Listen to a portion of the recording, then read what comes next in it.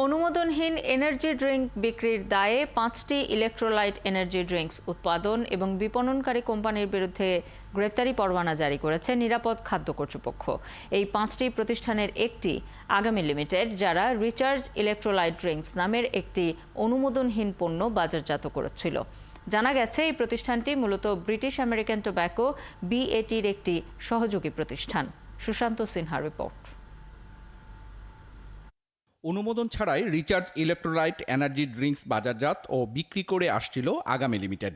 সম্প্রতি প্রতিষ্ঠানটির এই পণ্যসহ 5টি ইলেকট্রোলাইট এনার্জি ড্রিঙ্কস উৎপাদন ও বিপণনকারী কোম্পানির মালিকদের বিরুদ্ধে গ্রেপ্তারি পরোয়ানা জারি করেছে নিরাপদ খাদ্য কর্তৃপক্ষের আদালত। আগামীর ক্ষেত্রে ওয়ারেন্ট ইস্যু হওয়ার পরে পুলিশ বিষয়টা তদন্ত করবে। আসতে যার বিরুদ্ধে ওয়ারেন্ট ইস্যু হয়েছে তাকে কোথা থেকে তাকে টেস্ট করা এবং তাকে অ্যারেস্ট করে নিয়ে আসা।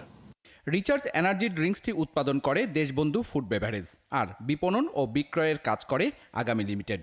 মামলার নথি বলছে আগামী লিমিটেডের CEO সরজিৎ বড়াল। ঠিকানা ট131 ওয়াকিল টাওয়ার, মধ্যবাড্ডা লিংক রোড। যদিও এই ঠিকানায় প্রতিষ্ঠানটির কোনো অস্তিত্ব মেলেনি।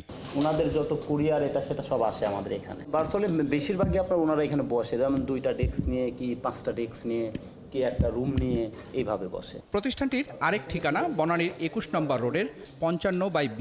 তবে এখানেও নেই প্রতিষ্ঠানটির অস্তিত্ব।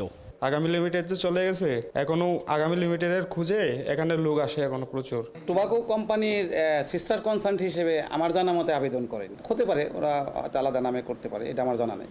আগামী লিমিটেডের CEO সরজিৎ বড়ালের লিঙ্কডিন প্রোফাইল অনুযায়ী তিনি বহুজাতিক cigarette company British American tobacco কোম্পানির একজন প্রকল্প কর্মকর্তা।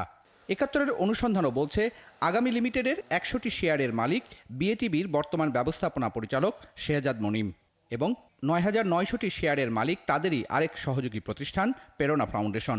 প্রেরণার মনোনীত প্রতিনিধি হিসাবে আগামী লিমিটেডে আছেন BATBর উচ্চ পদস্থ কর্মকর্তা মুবিনা আশরাফ সহ 3 জন। প্রেরণা ফাউন্ডেশনের মহাখালীর সেনা কল্যাণের টাওয়ারের ঠিকানায় গিয়ে জানা গেল অফিস গুটিয়ে তারা চলে গেছে DOHS-এ। আমাদের একটা ড্রিঙ্কস বের হয়েছে রিচার্জ, এটা করতে হচ্ছে মার্কেটিং হলো আপনার গোল্ডলিপ কোম্পানি। বেনসন সিগারেট একটা 17 টাকা বা 18 টাকা বিক্রি করি আমরা, একটা চকলেট ভাঙতি টাকা থাকে না, ওই জন্য একটা কোম্পানি এটা একটা সুন্দর সুযোগ বাড়ি করছে আমাদের জন্য। 2023 সালের আর্থিক প্রতিবেদন বলছে আগামী লিমিটেড থেকে 2022 সালে 34 কোটি এবং 2023 সালে 45 কোটি টাকার পণ্য ও সেবা কিনেছে BATB।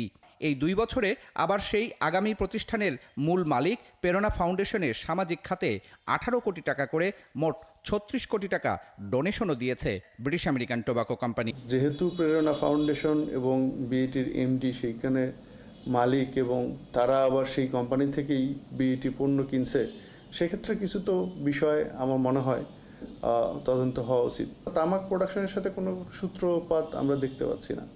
তারা লজেন্স কিনে কি করবে আমরা জানি না, তারা এনার্জি ড্রিঙ্কস কিনে কি করবে তারা আমরা জানি। গোল্ডলিপ ও বেনসনের মতো সিগারেট বিক্রিতে ক্রেতাদের ভাঙতি টাকা দেওয়ার বদলে কৌশলে নিজেদের লজেন্স বিক্রি করছে BATB। সুশান্ত সিনহা, 71, ঢাকা।